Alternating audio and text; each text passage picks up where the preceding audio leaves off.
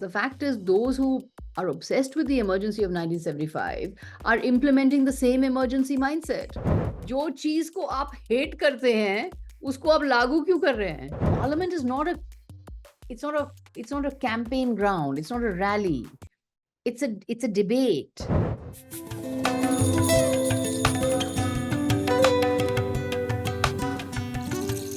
Hi, everybody. On today's show, we're going to take a look at what we witnessed in Parliament last week. What did we see? We saw members of the 18th Lok Sabha being sworn in. We heard the president's address to Parliament. We heard new members or new MPs in the Rajya Sabha and in the Lok Sabha make their maiden speeches. We also saw how the opposition behaved with Prime Minister Modi. In the Lok Sabha, as the Prime Minister spoke, we saw opposition MPs get into the well of the house and sloganeer almost non-stop. Through his speech, we could barely hear the Prime Minister. In the Rajya Sabha, as the Prime Minister spoke, we saw the Congress President Mallikarjun Kharge stand up to intervene, and when he was not allowed, we saw the opposition stage a walkout.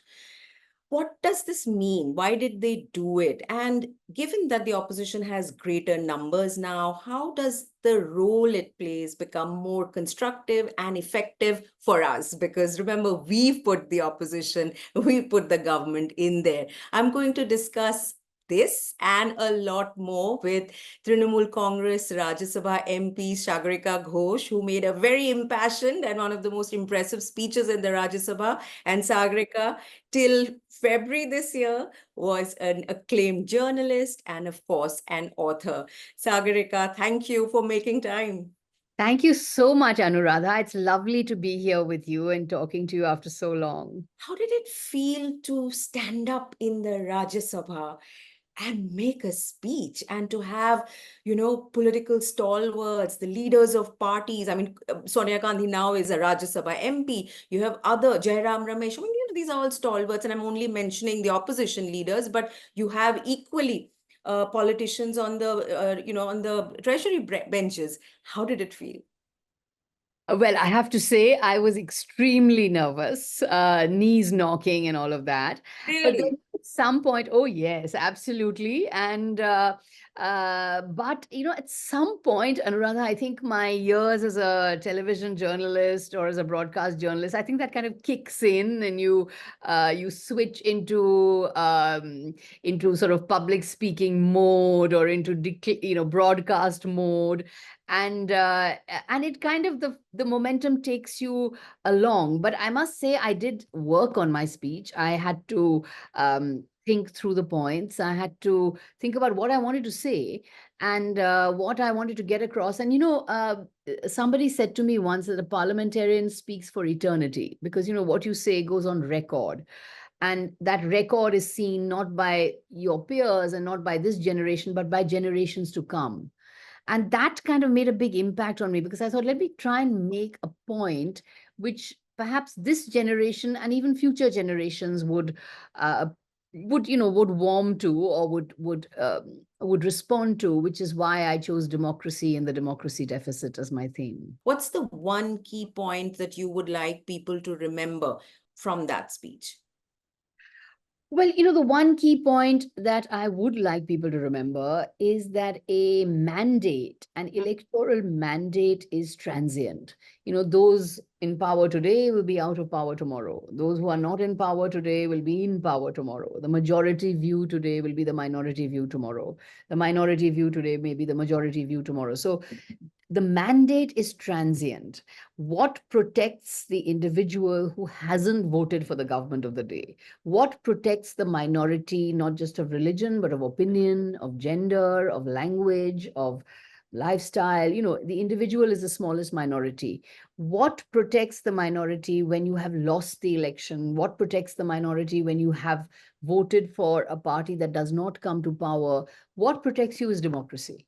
Democracy protects you. The rules, the norms, the institutions, the processes of democracy protect you. They are a protection. So we must not let democracy get destroyed, because whoever's in power will one day be out of power, and they will need the protections of democracy, right? Who is out of power needs the protection of democracy. We need the protection of democracy. Like I said, it was parliamentary democracy that enabled the rise of an Atal Bihari Vajpayee.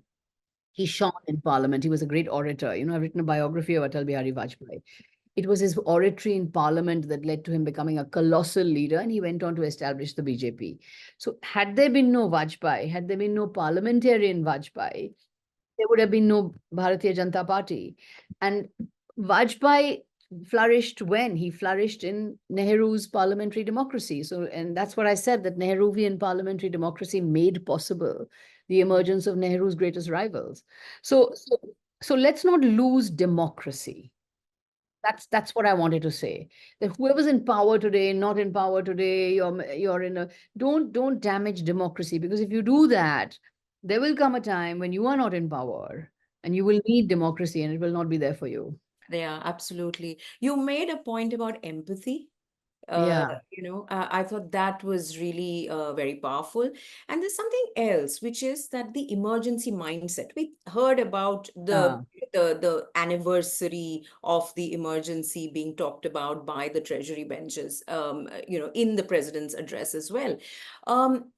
You made a very pertinent point, and I was very struck by the use of the emergency mindset, because we don't have an emergency today officially, and yet there are a lot of actions of the government yeah. in the past 10 years which evoke the evoke the emergency, and Yes, that yes. very lucidly. I want you to sort of elaborate on that.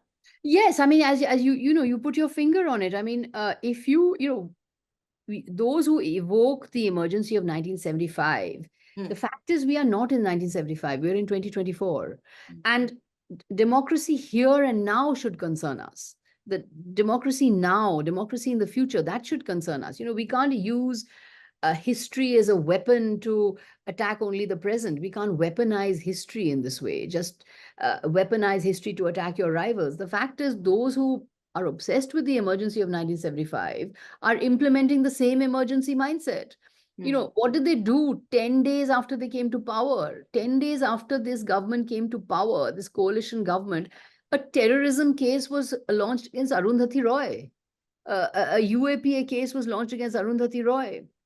Look at the way in which Delhi Chief Minister Arvind Kejriwal is continually being incarcerated in the, he's in jail. And Hmm. the day his bail application was supposed to come before the Supreme Court, that day his bail application was supposed to come before the Supreme Court, the CBI, which had been dormant for 14 months, suddenly rushes in and arrests Arvind Kejriwal in jail, in Tihar jail, so that his bail application can't come before the Supreme Court. Hmm. A French journalist after the elections, all this is happening after the elections, a French journalist after the elections, Sebastien Farcy, I don't know if you followed that, said that his work permit for some Yeah, reason was not renewed. what about that? So, if you want to oppose the emergency, those who want to oppose the emergency, which is what I said in my speech, then Hmm. oppose the emergency by bolstering democracy. Make India safer for dissent, uphold the federal principle, the way states are being attacked by the central government, set free the institutions, the democratic institutions, don't have a stranglehold on the election commission, don't have a stranglehold on uh, the other institutions of state, set free the police. The Supreme Court judgment of 2006, Prakash Singh judgment, which Hmm. calls for an autonomous police. Today, the police is entirely under the control of the executive. And because the police is under the control of the executive, the police can work as a sort of private militia of those who are in power. So if you really want to oppose the emergency, then why are you implementing the emergency? जो चीज को आप hate करते हैं, उसको आप लागू क्यों कर रहे हैं? A lot has been said about the verdict of 2024. We know that the BJP and its allies are in government. With the BJP does not have a majority on its own. The opposition has definitely been bolstered. Given this context, what do you make of the first session of the 18th Lok Sabha and the ongoing Rajya Sabha session, and the demeanor of the Prime Minister, of his Council of Ministers, and of the Treasury benches? How do you think, Sagarika, they are interpreting the verdict of 2024? No, I think they're in denial. The verdict of 2024, Anuradha, is that nobody won. Nobody won. The BJP lost. I'm not saying the opposition won, but the BJP lost. They Mhm. didn't get a majority. Hmm. They fell far behind the majority mark of 272. They got 240. They are now propped up in an alliance government by allies. It's a coalition government. So the BJP lost. Yes, the opposition parties did not win either, but nobody won. The BJP lost the elections, and I would say 2024, and I'm saying this, I think, quite objectively, is if you look at it, it's a decisive rejection of Prime Minister Narendra Modi. He almost lost in Varanasi, in his own constituency. He finally won right at the later rounds and has won by 1 lakh votes, which is nothing for a sitting prime minister. He campaigned in Ayodhya. The Ayodhya was the great flagship town of the BJP, site of the Ayodhya Ram Mandir, defeated in Ayodhya, Faizabad. You made that speech in Banswara, where you spoke about Mangal Sutra, Mughals, etc. You've lost there. So in a way, it's a tale of 3 seats. Banswara, you made that speech about Mangal Sutra, you lost. Varanasi, you almost lost. Ayodhya, you've lost. And you're no longer the single largest party in Uttar Pradesh. So I think it's a decisive rejection of Narendra Modi, because he fought the election on his own name. It was Modi who was the candidate in 543 seats, and the BJP is lost. It has not been able to form a majority, right? So I think as far as the demeanor of the treasury benches are concerned, they seem to be in denial, and they seem to be acting as if 240 is a new 400. I mean, the way it's as if 240 is a new 400. I mean, they were never very strong in maths. But you remember that funny formulation of Yeah, A2 yeah, plus A 2 plus plus B. 2, Yeah, A 2AB. square plus Yeah, B yeah. square plus 2AB. There was some sort of formulation they were making, which is a mathematical formula which he was commenting on it in a very absurd way. But clearly, they don't know their maths, and they think that 240 is 400, because they're acting as if nothing has changed. So, for example, the way they bulldoze the choice of speaker. Now this is a speaker, Om Birla of the Lok Sabha, who is clearly partisan towards the ruling party. He's towards the ruling BJP. He is against the opposition. He suspended 115 opposition MPs in a single session. He is clear, his if you see the way he operates, Hmm. he is his demeanor and behavior is completely against the opposition. This was not a candidate acceptable to the opposition, yet they rammed the choice through, saying that we will give you deputy speaker. Which Now, hasn't happened. Yeah. which hasn't happened, and which is what we're demanding now in this session. We want an opposition deputy speaker. We want 3 things: opposition deputy speaker, you cannot bulldoze any bills, and you have to take up one issue raised by the opposition every week. Let's look at the opposition. Now, if I'm sitting in Mumbai and I'm watching Sunset TV or catching it on YouTube, and when the Prime Minister got up to speak in the Lok Sabha, I could not hear him at all. And thanks to the way Sunset TV covers the Lok Sabha in terms of its camera coverage, we could not see those MPs. We could not see them sloganeering. We could just hear this loud noise and din. We could not hear the Prime Minister. The next day, he spoke in the Rajya Sabha. We heard the Congress president get up to make an intervention. We know what those interventions are later because they've put those in public. And the opposition together staged a walkout. What did it achieve? I mean, I understand politics is a different kettle of fish. I'm sitting in Mumbai, a citizen. Like I said in the introduction, my vote has put all of you there. What did Mhm. the opposition achieve in the Lok Sabha? What did it achieve in the Rajya Sabha? That's a very good question. What was being debated in Parliament in the last session was the president's address. Right? Yes. The president gives an address to the nation, and then what happens is there's a motion on the vote of thanks to the president's address. The motion on the vote of thanks to the president's address is a debate. It's Yeah. a debate. It's a debate between the ruling party and the opposition benches. Now, the president has already given the government viewpoint. She already reads out, she has read out the government viewpoint. We're wonderful at this, we're doing this wonderfully, we're achieving lots of excellent things. That is the government viewpoint, which the president's address is. That is traditionally the president's address. Now, the debate on the motion of thanks, then the motion of thanks is moved, and there's a debate on the motion of thanks. The debate then has to focus on what the opposition says on the government's point of view, because the government has already had its view. The president has given the view of the government. of how wonderful the government is and how everything is going according to plan. Now, in a situation where 24 lakh students have been plunged into anguish over the NEET examination, where there's been terrible rail accidents. Rail accidents are happening regularly. And you won't believe, on the day of the rail accident, the Kanchenjunga Express rail accident in Bengal, that day, Ashwini Vaishnaw, the rail minister, was appointed in charge of Maharashtra elections. Yeah, So yeah, Dharmendra Pradhan has been appointed in charge of Haryana elections, and he's the yeah. education But minister. Sagar, So go back to the point our about issue, what did the opposition response in Parliament achieve? What did that? no, raising. I understand the grievances the opposition has. I understand that you did not that things were not going as they should go. But the actions that the opposition undertook in the Lok Sabha and in the Rajya Sabha, what did they achieve, and So how is that constructive? the idea was to, you have to debate with us. Hmm. You have to debate. People are hurting. Hmm. People are hurting. There are lots of people facing enormous hardship. There's inflation, runaway inflation. There are exams, 70 exams cancelled in 7 years. There are rail accidents. There are airport collapses. There are road collapses. So you have to, when you see, why does the halla gulla happen? Because you don't listen to us. You see, the speakers is looking only at the prime minister, and the prime minister is engaging in a monologue. It's not supposed to be a monologue. When the leader of opposition rises to his feet, he's a constitutional authority. The leader of the opposition is a constitutional authority. When he rises to his feet to intervene, he has to be allowed space to intervene. The prime Take minister that needs to intervention. stop.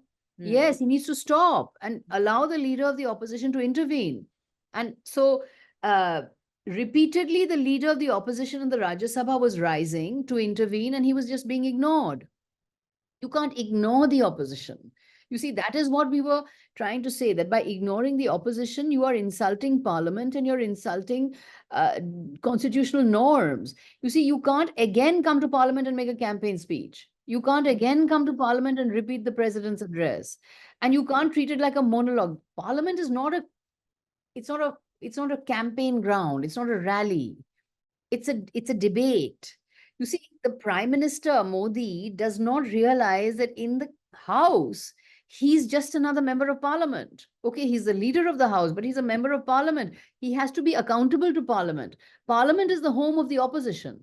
Parliament is the home where the opposition holds the government to account.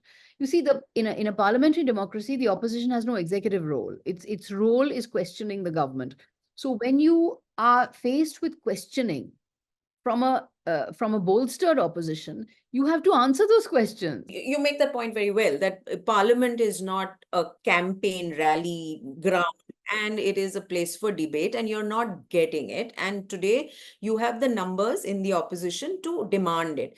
But the Yes. question is that, are you this form of, I'm looking at it perhaps in a naive manner, sitting outside of all the political action, but I'm not seeing it as constructive. And perhaps even if you had sat there, it would not have Mhm. yielded anything different. So I grant you that.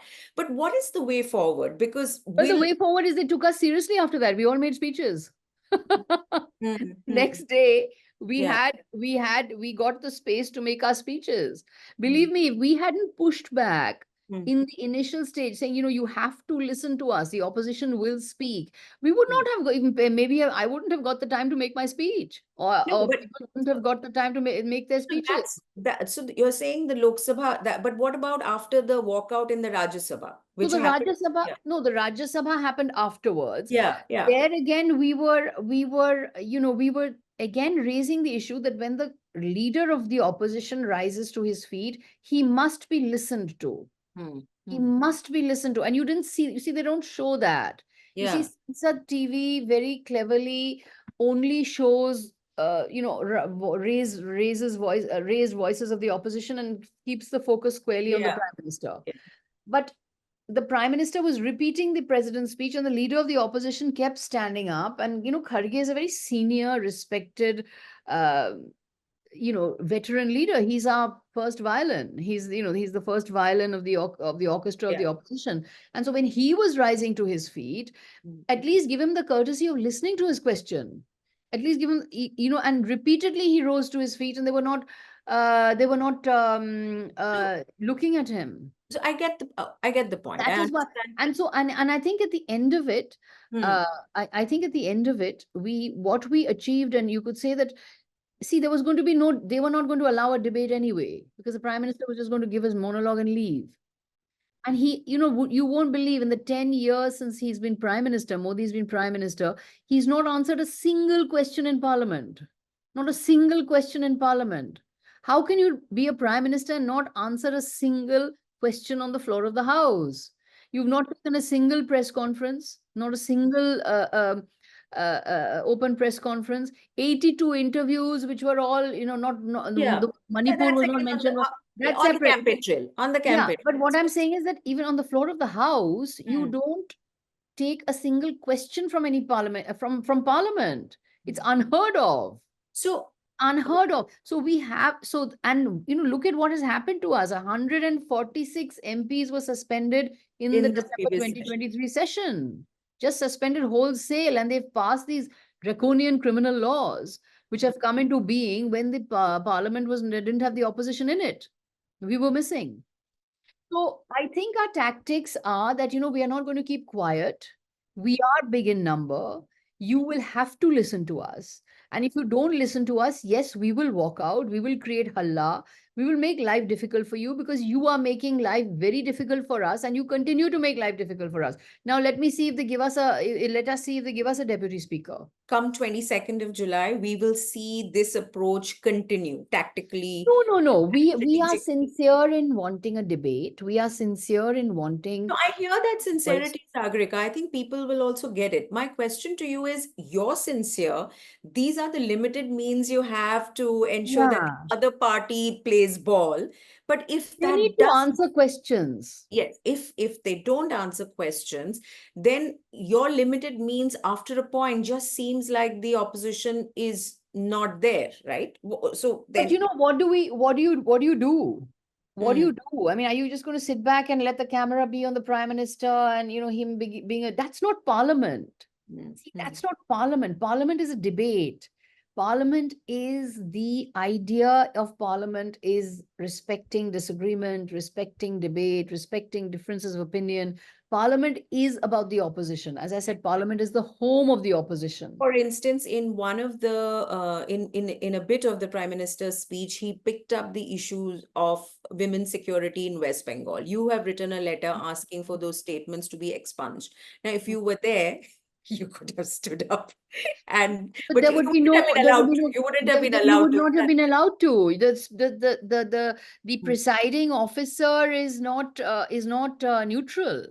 Let me come to that point which I raised in passing about the Prime Minister talking about the violence against women in West Bengal and taking a serious objection to it. Now, this incident which came to light, Sagarika, I've read post that you have said, your party has said at various levels that the law has now taken its course. This gentleman who was meting out rough and ready justice on the streets of this village in West Bengal is in police custody, and police action will continue, right? So let me take that at face value.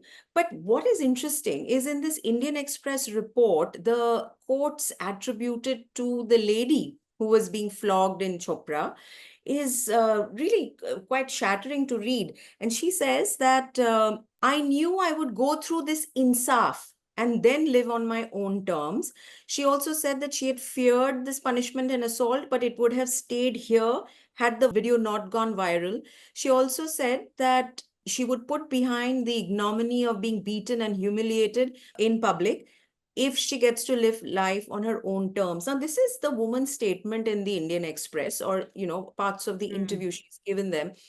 And it is just shocking that if that video had not gone viral, we would not know about this. There is, of course, also statements attributed That's to not, the I don't MLA of think that's Chopra. true. I don't think that's true. I think he would have been arrested in any case because he has already been given a notice. I think the police had launched a suo motu investigation and, he's in So that's custody. after the video came to light, right? Yeah. What this report and what this Indian Express report and this lady who was beaten up, her comments say is that if that video had not gone viral, she would have just accepted that punishment and moved on. She just wants to get out of a bad marriage and get on with another relationship. That's Hmm. as simple as that. There's another quote attributed to the local MLA Chopra, Chopra MLA, Mr. Hamidul Rahman, who seemed to again say that yes, law is taking its own course. This guy has gone overboard, but there seems to be a tacit acceptance that this kind of kangaroo court and rough and ready, Why do you say there's an acceptance? because of the MLA statement, because of this woman statement, and again in this report, and I'm relying on this Indian Express report, there were people quoted saying that small matters like this, family matters are handled like this. We go to the police for bigger matters. So there seems to be a parallel justice system playing out in some pockets of West Bengal. And I'm saying this based on the reports. I'm not even quoting opposition parties, whether it's the BJP or the CPIM, who also said this. I'm quoting newspaper reports and a credible newspaper. So is this something that worries you, given that this incident and this man is, the legal action is happening on him and his actions? There's something else beyond that that is at work here. Look, Anuradha, there have been cup panchayats across many North Indian states as well. You've seen the cup mentality. Now, we as a government, naturally, we have zero tolerance on crimes against women. The man has And been a cup arrested. panchayat equivalent in West Bengal sounds horrific. It sounds horrific, but in this case, Anuradha, what we can do is police the illegality and police the criminality. We can't go in there and I mean, of course, we have this is a criminal act, and he's been arrested. Now, if the woman thinks this way, if this is her mentality, that is something that is very shocking, I think. And I think that she should not be accepting this kind of insaf, or this kind of violence on her. I don't think any kind of family should accept it. I don't think the community should accept it. And I think as a government, we will continue to uh, make people aware that it is the rule of law that you have to live under. This Salishi Shabha, is that, I'm not even sure I'm saying it right, but Mhm. it seems to be an equivalent of the Kap Panchayat that at It is work, a cup panchayat kind of a and mentality, perhaps with a religious and undertone.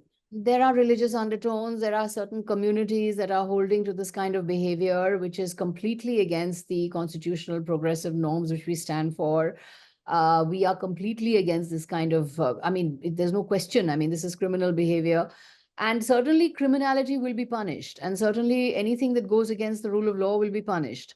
And we will continue to impress upon these communities that if you want to live in peace, you have to follow the rule of law, and the rule of law applies to everyone equally in a state. If you wish to benefit from the rule of law, you have to follow the rule of law. So you cannot expect to engage in criminal behavior and then expect that, and then expect any kind of sort of allowance because of community norms and community specific feelings and sentiments, etc. So we as a party and as a government are very clear that there is zero tolerance on this kind of behavior, and when there is criminal action, we will certainly take action. We will there is this the, you know the police will act.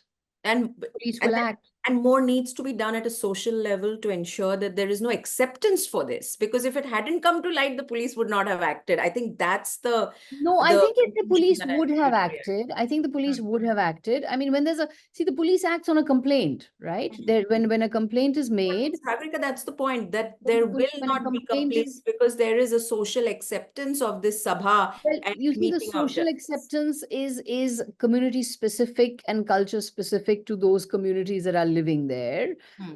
And certainly these are which we see as acts of violence. We see them as acts of public violence, which are intolerable and on which we have zero tolerance. But the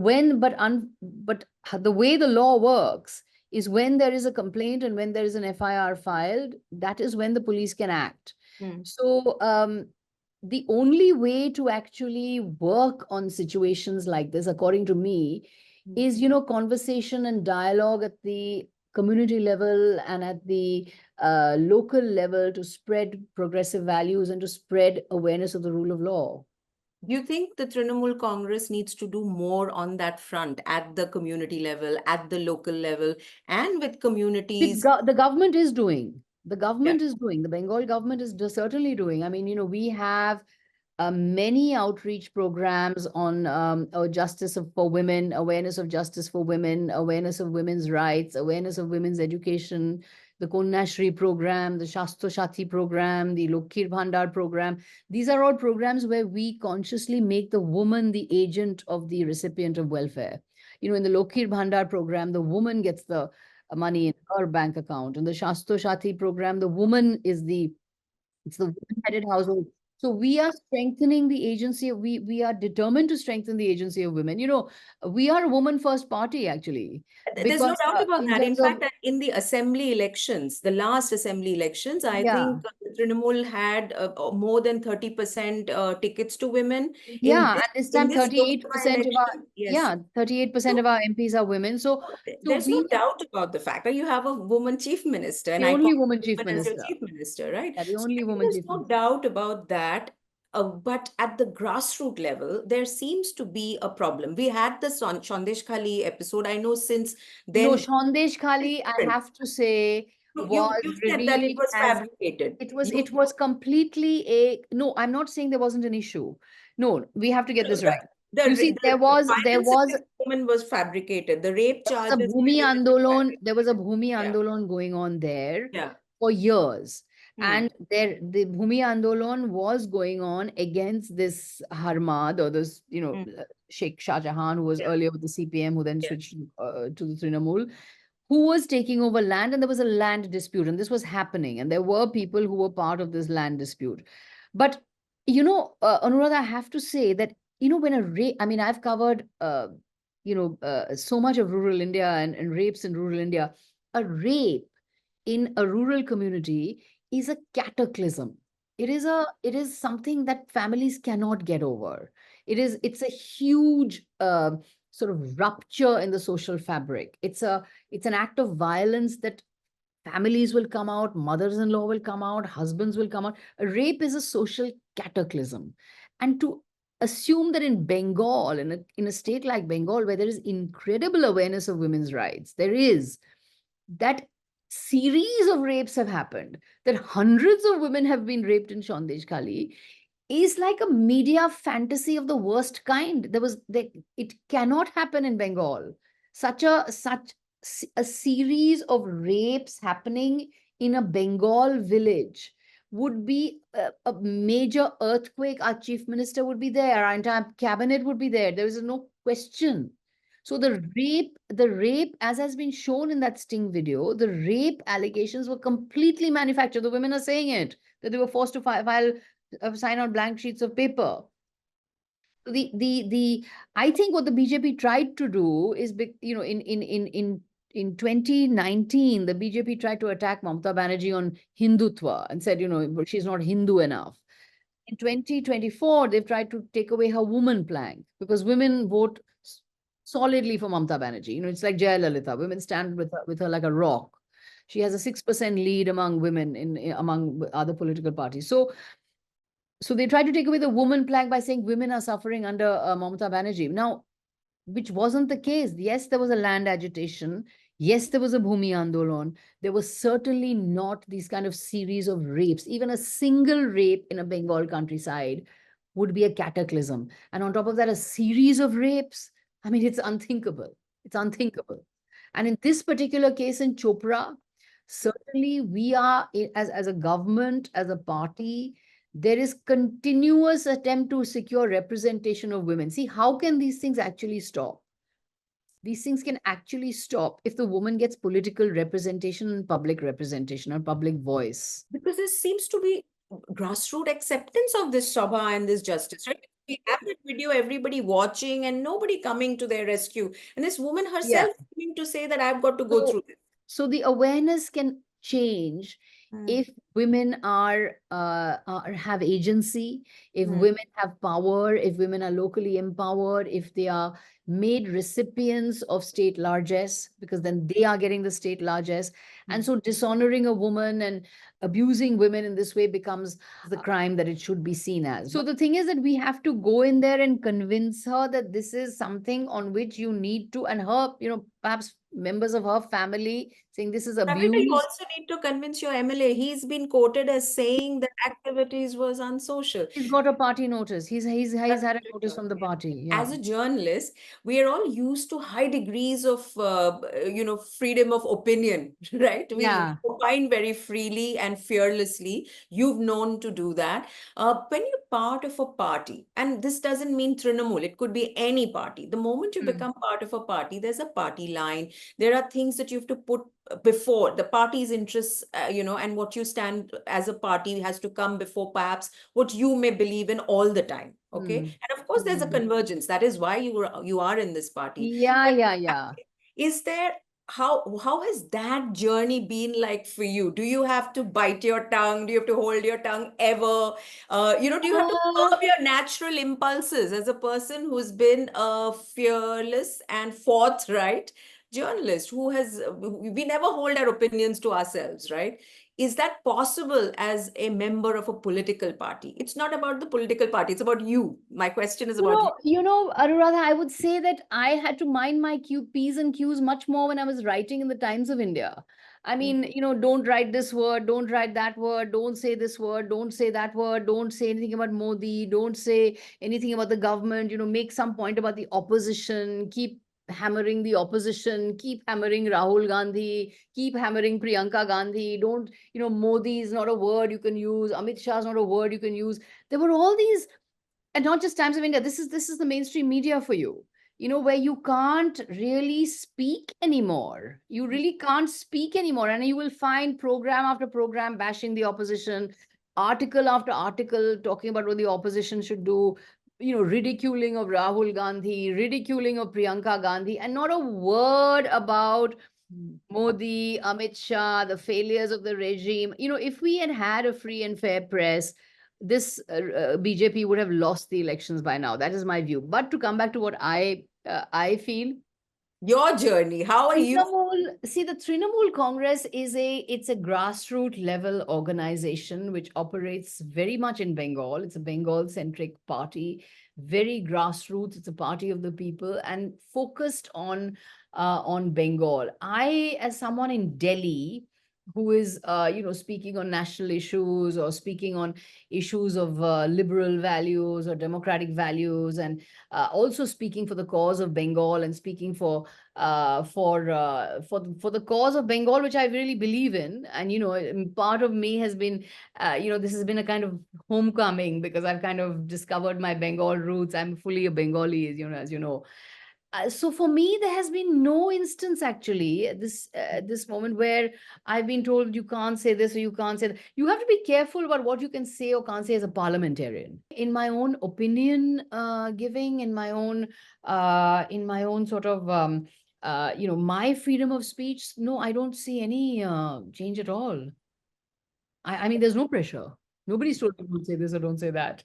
Right at the outset, you talked about minority is not just religion, the individual is the minority of one. Made that statement. And I want to now connect that to the to the kind of writing you've done and the case you've made for being a liberal, right? In the last 10 years, we've seen the being a liberal is not such a cool thing. In fact, It's a it's quite it's a it's a stigma. it's a stigma. It can be quite risky. It's a hazardous thing sometimes in the Yeah. past 10 years to be a liberal.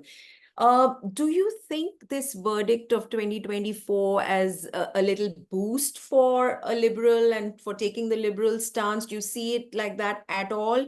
Or would that be a little over optimistic, reading of the situation? Well, I hope that, that there is greater space for liberal values. Liberal ultimately means, freedom for the individual and the freedom to read, write, speak, love, marry, eat, all the basic freedoms are protected by the rule of law. And so I hope that the liberal space is widened, and the tyranny of the state and tyranny of state power is not wreaked on people in the way it was in the last decade. I hope it is. Um, for the moment, it's not looking as it's not looking as optimistic as I said. I mentioned the action on Arundhati Roy, the action on Sebastian Farsi, the action on Arvind Kejriwal. Uh, it's not really looking as if the spaces have opened up just yet, but I'm optimistic. I think they will. I think they will. Do you think that there has been a kind of self-introspection in the liberal or the people who believe they are liberals in the past 10 years about why the idea of being a liberal was rejected pretty soundly That's in a the very good question. That's a very good question, Anuradha. And I've tackled this in my book, Why I'm a Liberal. yeah. I think liberals fell too much into a trap of perhaps becoming, very insular and exclusive in their own circles. I always quote Hillary Clinton's phrase where she said, "Oh, Trump supporters are a basket of deplorables." You can't see the people on the other side as a basket of deplorables. You need to engage. So I think the need to engage, the need to dialogue, the need to form platforms where you can communicate is something that I think liberals need to learn. And I think that learning has happened. It's partly why I joined politics, because I think I want to engage with the other side. I think, as I write in my book, I think Mahatma Gandhi is not just India's founding father, he's also the founder of Indian liberalism. Gandhi was a great liberal. He's India's greatest liberal because he believed in the power of the individual and he believed in the power of dialogue. I mean, Gandhi was all about dialogue. Nobody was an enemy. You had to you dialogued as a friend. He didn't want, in fact, the British to leave India. He wanted the British to stay on in India as equals, as friends, not as Raj and subjects, but as equals. So I think the capacity to win over, to dialogue, to talk to people. I think this is, in a sense, what relates to what you were saying about the violence in Bengal, in the violence Mhm. against women in Bengal. I think again, there the situation is calling out for dialogue, for understanding, for when you want people to change the way they think. I'm a great believer now after of don't spend too much energy abusing people on social media and arguing with strangers on social media. Have the conversations eye to eye. I'm a believer now in corporeal politics, like what Timothy Snyder says. Put your body there, put yourself there with the person, eye to eye, make the contact, have the conversation. And a lot of the misapprehensions fade away when you're facing It someone. makes me think that then the liberal or the original prototype liberal was sort of disconnected from the grassroots, right? And Yeah, well, that is, Gandhi was not. yeah. Gandhi was all grassroots, and I, this is why I think we need to, and this is the argument I make talk in my about book. a contemporary Indian Yeah, liberal. that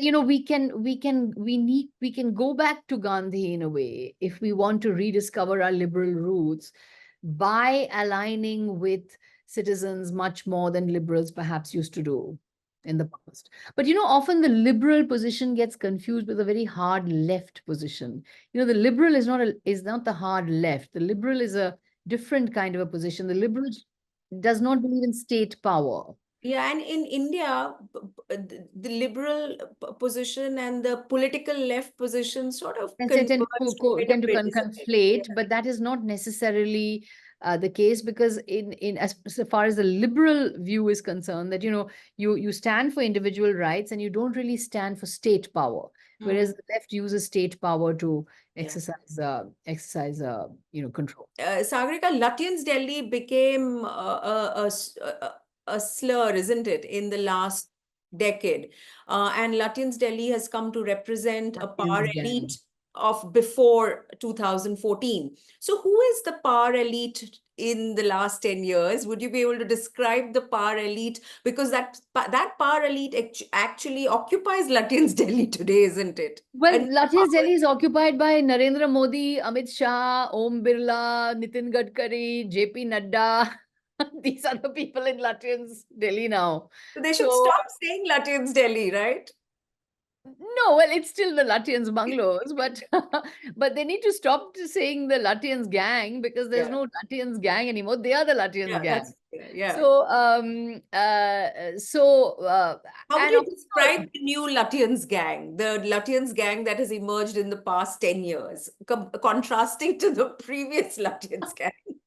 well, this Lutyens, the Lutyens elite of the BJP is the Sangh Parivar RSS, and they are all living in these bungalows. I don't think they have, they're not.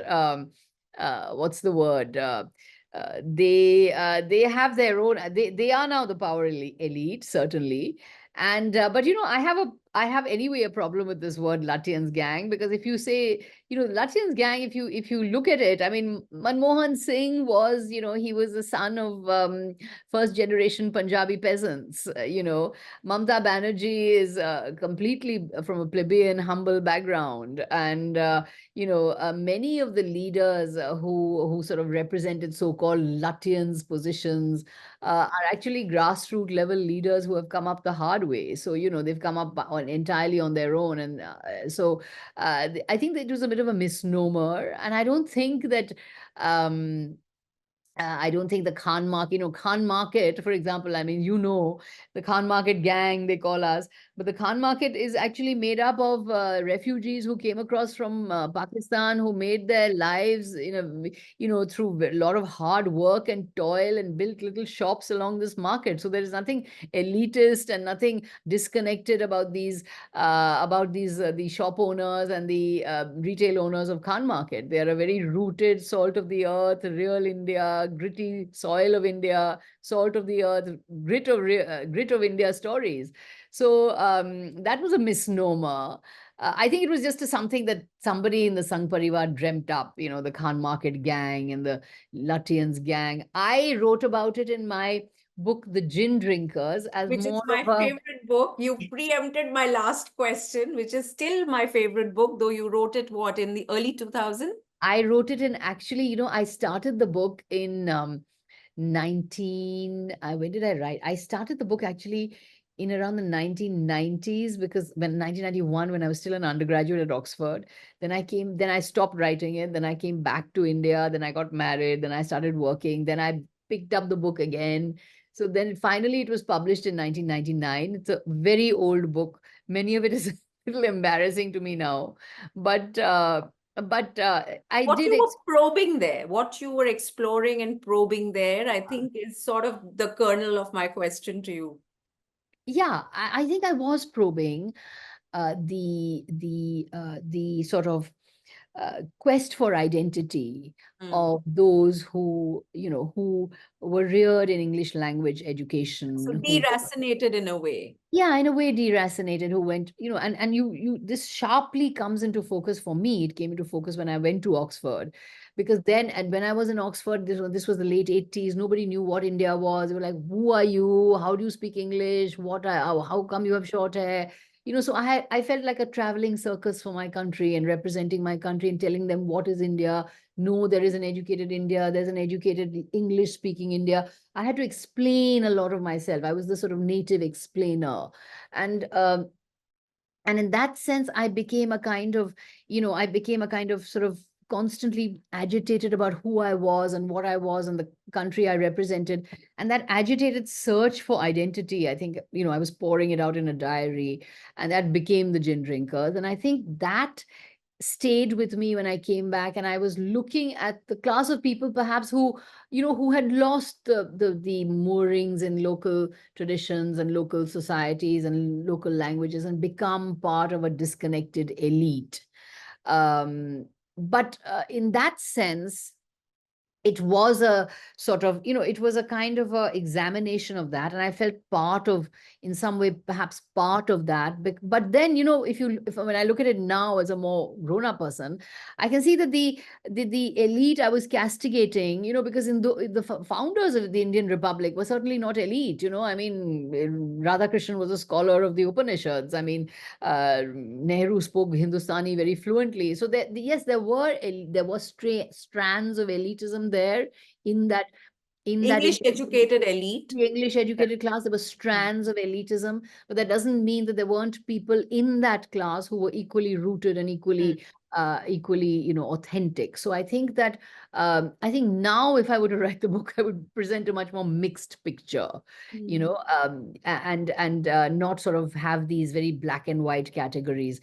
But at that stage, and I was interested in looking at how inequality operated in society. Yeah.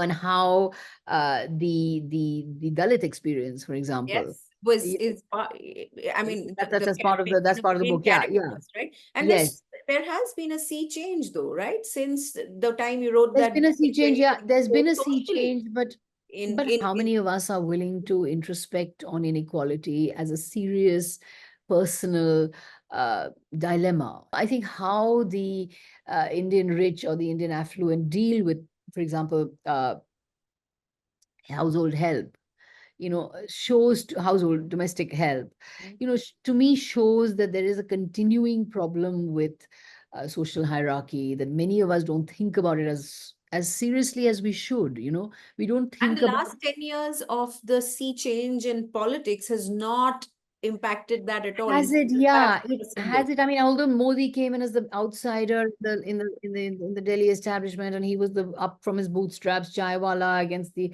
Harvard educated, but but has it created social introspection, or has it just been a capture of power? Has it just been one group capturing power from another group and using the outsider rhetoric just to camouflage? So that's what worries me, and it continues to worry me that perhaps we don't think um, about social hierarchy, which is why I quoted Ambedkar, in my speech in Parliament, that unless we are a social democracy, Yes, a we don't. political democracy is not enough. No, Yeah. the political democracy will not sustain, will not last, Mm. unless we have social democracy and unless we accept the principle of equality. How many Yeah. of us actually accept the principle of equality? Yeah. Sagarika, I think that's the note on which I'm going to close this conversation. I know Lovely you to will talk have to no you. time. I know you will have no time at all now, but perhaps you need to do another novel, another book, another fiction. You've got A me fiction thinking on that so looks at many, this. you've got me thinking on so many different issues. This was such a wonderful, stimulating conversation that I feel we could just go on and on, And I would love to actually think much more about the hierarchies we live with, and and how we rationalize them and normalize them to ourselves. Thank you, Sagarika. I wish you a lot of good luck, and I hope people watch and share and subscribe, because that's the only way we'll keep talking. Thank you very much for catching this show, and thank you, Sagarika, once again. Thanks, Anuradha. Lovely to talk to you.